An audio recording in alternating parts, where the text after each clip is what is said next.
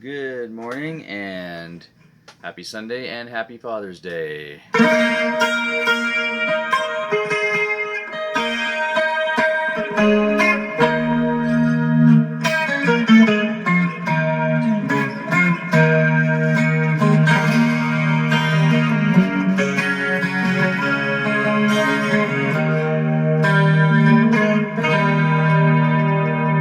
All right. Hey, happy Father's Day, everybody.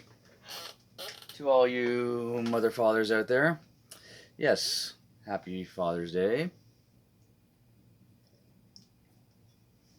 Cheers. Hope you're sharing your mid afternoon, late Sunday. Obviously, it's not Sunday morning because I'm late getting this filmed, as you know, I have gigs on Saturday night and it gets home late, and yeah, whatever. You've heard it before. Anyhow, Um, Father's Day. It's Father's Day. Hey, um, happy Father's Day to everybody out there. Everybody who's, you know, and this is every father working their butt off for the family, keeping the family fed, keeping the family with a roof over their head, keeping the family kept. Yeah, it's just, I think, I'm a dad. My kids are now in their 20s now. Jacob just turned 20 last week, but yeah, you're still a dad. I know Angela, my wife, struggles with it a lot that she's not a mom anymore, but you're a parent at a different level now. A lot of that involves money when they're living on their own, like my two are. But yeah, it's still, it never ends. It never ends. And when you got that crying baby in the carriage, and all these people come up and walk you, and that look on your face, like, yeah, enjoy it now. It doesn't last long, and you enjoy it. Like, a kid's crying, I can't stop the kid from crying. I don't know what to do. It's enjoyable. But now you look back on it and say, oh, yeah, those were fun times when you can get through. It's kind of like any bad time that now looks like a fun time because you're not doing it right now. Anyways, yeah. So, anyways, for all those parents who said it doesn't last long, yeah, you're right. It doesn't. It goes by real quick. Once the kids are in high school, it's like boom, and they're graduating, and then it's like, whoa, what's going on? And you're at another level. You're at another level of parenting. So, anyways, yeah, lots of great rock and roll fathers out there. Can we name any? I can name one, and he's passed away. It's like my dad's passed away. I don't. Yeah, we talk about that in a minute. But Eddie Van Halen, rock and roll dad. Um, a lot of people come down on him because I guess he wanted his son in the band, so Michael Anthony kind of disappeared out of the sight. Um, but hey, guess what? I've played music with my kids, played a lot of gigs with my son, and it is very fulfilling. It's a great thing to look over and be jamming and entertaining people with a family member, and that's great. Done lots of stuff with Kaylee as well. We've performed, shows and stuff. But Jacob, of course, I have the duo that we play together with. I've also played in, my band has backed up his band. Bridge on Fire has helped him out with some festivals and Canadian Music Week shows we did a couple years ago. Um, that's always great to support. And now that he's got his own bands and own people playing, it's always great to go out and be dad roadie and dadinger. That's one word, dadinger, I guess. Manager, dadinger, yeah. Mom, dad, whatever. Anyways, you know what I mean. Um, so yeah, Eddie, even though he took a lot of flack from his diehard fans for having Wolfgang in the band, Wolfgang's an incredible musician, turned into one, so I kind of parallel with that kind of thing and that type of thinking. So yeah, he's my number one. I think he might be my number one rock and roll dad. Can't think of any more. Some of them you don't know much about the kids, Rush. You don't know, other than Alex having that toss up with some cops or something like that. I can't remember what that was all about. But you don't really hear too much about the kids. I don't know. I don't know. I think they're all great if they can handle touring and raising kids at the same time. That's got to be a challenge. And then bringing the kids on the road. I read Joe Perry's book, and the kids were on the road, and that kind of thing. And it's got to be tough. But for you guys out there who are dads, congratulations. Congratulations if you're getting through it. If you don't feel like you are getting through it, we all get through it. We all get through it, and you just gotta be strong and persevere and take your lumps.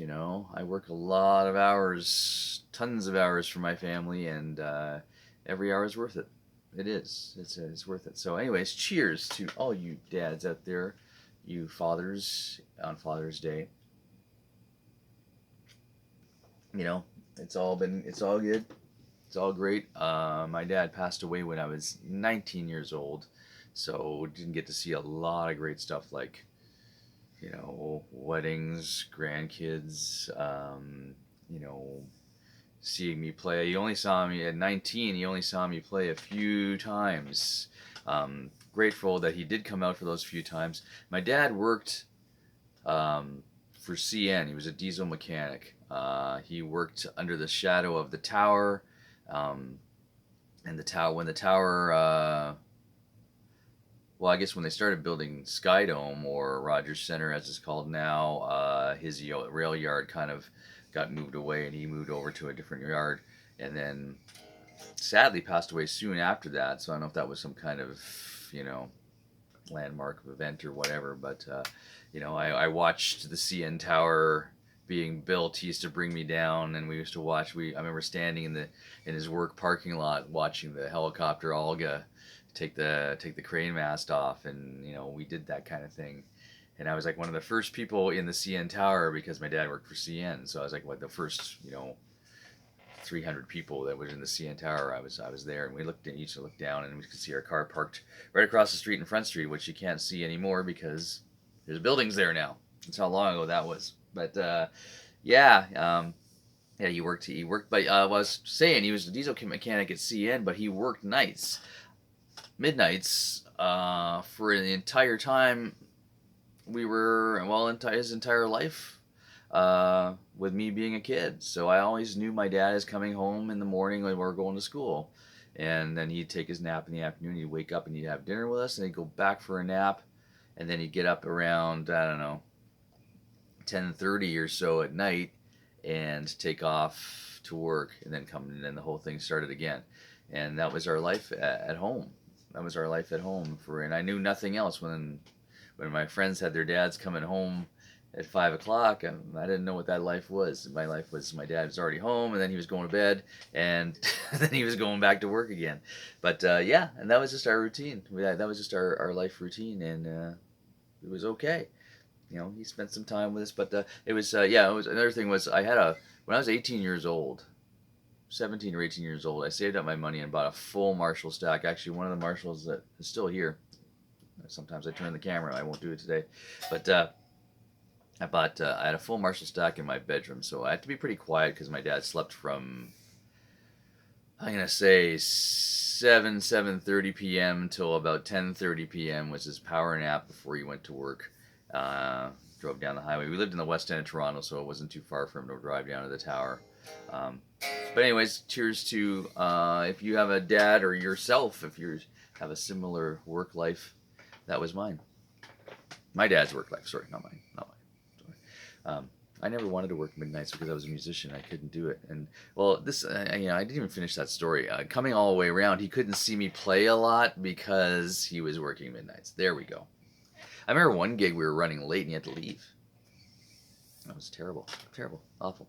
But anyways, happy Father's Day to all you people out there, all you people, and special thanks. Changing gears for gig updates and all that kind of thing. Special thanks to the town of Mitchell, Ontario, who I believe that entire town was in Flip's backyard. Yeah. So thanks to Flip and Flips, who is our host, a friend of our singer for Bridge on Fire, Brad Wedham. We had a great time last night, sitting on a trailer bed in the middle of southwestern Ontario, ripping Motley Crue and Van Halen. So it was kind of a great night and well received. Lovely crowd. Great pizza. They ordered pizza at 10:30 and all, and 40 pizzas came in. It's like, oh man, this stuff's good. But anyways, that was Bridge on Fire's private party last night. We played. Great stuff. Thanks to my band who always comes through. Thanks to our bass player 24 who's back after his surgery. Man, it was great to have him back. Keep the Faith is playing this Friday night on the street at the Fairbanks Street Fest, which is at Fairbanks and Eglinton, 1988 Eglinton West. There, I don't know how I just remember that. I just put it in my GPS to find out how far that gig is. Yeah, we'll be on the street. We'll be at 6:45 if you want to come out. We're opening. Well, it's two headliners or two bands, two tribute bands. U2 Tribute is playing after us. We're doing a drop and run right in front of them. I'm getting my drop and run muscles ready here for the gig. Actually, last night was kind of a drop and run, so it was kind of practice for Friday. Because there's three other bands playing at Mitchell at the private party, and we had to do a quick turnover in between. No time restraints badly though, so it was kind of a good practice. My rig sounded horrible through this Marshall amp, but it wasn't the owner or the Marshall's fault. It was just that Marshalls, I believe, don't like a lot of stuff on the input. That's what I think. They don't like a lot of stuff. When I say a lot of stuff, I mean delays and reverbs and distortion and everything out of my pedal board into the front of the amp. And this guy didn't like it. He was pushing it back right into my ears, which didn't sure work. So I had to turn all my. Did anyone care about this? I do. I had to turn my effects way down to compensate. Anyways, so the drop and run gigs, and we got big Canada, a huge July for me, and lots of gigs in July for Bridge on Fire, and a ton of Keep the Faith outdoor festivals. Most notably, come see us on Canada Day at the Key 107 Picnic. We are headlining. All right. Two heads are better than one. Take it easy, everybody. Happy Father's Day again from me. Happy June. It'll be July soon. Take it easy. Bye-bye.